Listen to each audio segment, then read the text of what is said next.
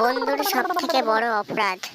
ভাই, আমি জীবনে একটা বড় অপরাধ করে ফেলেছি, যার কোনো ক্ষমা নেই।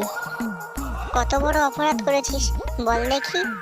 আরে ভাই, ফোনের সাথে রিলেশন হওয়ার পরে আমি টিভির সাথে ব্রেকআপ করে নিয়েছি।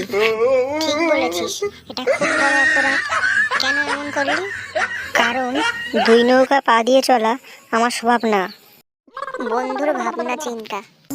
জানিস তো ভাই, আমার একটা জিনিস খুব ভাবাচ্ছে। কি জিনিস বল দেখি। আচ্ছা ভাই, নিউটন পড়তেন মোমবাতি আলোয়, ঈশ্বরচন্দ্র পড়তেন ল্যাম্পপোস্টের আলোয়, আর শেক্সপিয়ার পড়তেন মশালের আলোয়। প্রশ্নটা হচ্ছে, তারা দিনের আলোয় করতোটা কি? বন্ধুর ব্রেকআপের পর। কি রে বন্ধু, তোর গার্লফ্রেন্ড তো ব্রেকআপের পর তোকে নিয়ে ভালোই স্ট্যাটাস দিচ্ছে। দেখলাম সেখানে লেখা আছে, দুধ দিয়ে কাল শাক পুষেছিলাম। তা তুই কিছু বললি না? হ্যাঁ ভাই, আমি ওই স্ট্যাটাসে কমেন্ট করে বলেছি, সাপ কখনো ঋণ রাখে না। দুধ যেমন খেয়েছি, কলাও তেমন দিয়েছি।